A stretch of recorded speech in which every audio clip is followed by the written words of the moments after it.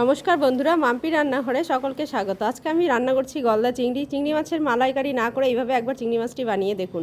চিংড়ি মাছটাকে ধুয়ে হলুদ লবণ মাখিয়ে কড়াইয়ে তেল দিয়ে তেলটি গরম হয়ে এলে মাছগুলোকে আমি উল্টে পাল্টে ভালো করে ভেজে একটি পাত্রে নামিয়ে রেখেছি। এবার ওই তেলের মধ্যে ফোড়নের জন্য নিয়ে নিয়েছি তেজপাতা, শুকনো লঙ্কা আর জিরে।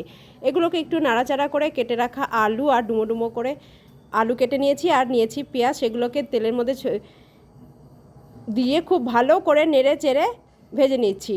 দেখো আলু আর পেঁয়াজগুলো প্রায় ভাজা হয়ে এসেছে, তখন আমি দিয়ে দিয়েছি একটি টমেটো। সেগুলো দিয়ে একটু নাড়াচাড়া করেছি। মশলার জন্য নিয়েছি জিরে গুঁড়ো, ধনে গুঁড়ো, আদা বাটা, কাশ্মীরি লাল লঙ্কার গুঁড়ো, হলুদ, স্বাদ মতো লবণ। এবারে ভেজে নেওয়া আলু পেঁয়াজের মধ্যে মশলাটা দিয়ে খুব ভালো করে কষিয়ে নিয়ে পরিমাণ মতো ঝোল দিয়ে দিয়েছি। ঝোলটি ফুটে এলে গরম মশলা দিয়ে নামিয়ে নিয়েছি। গরম গরম ভাতের সাথে পরিবেশন করছি। তোমরাও এইভাবে বানিয়ে দেখতে পারো, চিংড়িটি খেতে অসাধারণ হয়েছিল।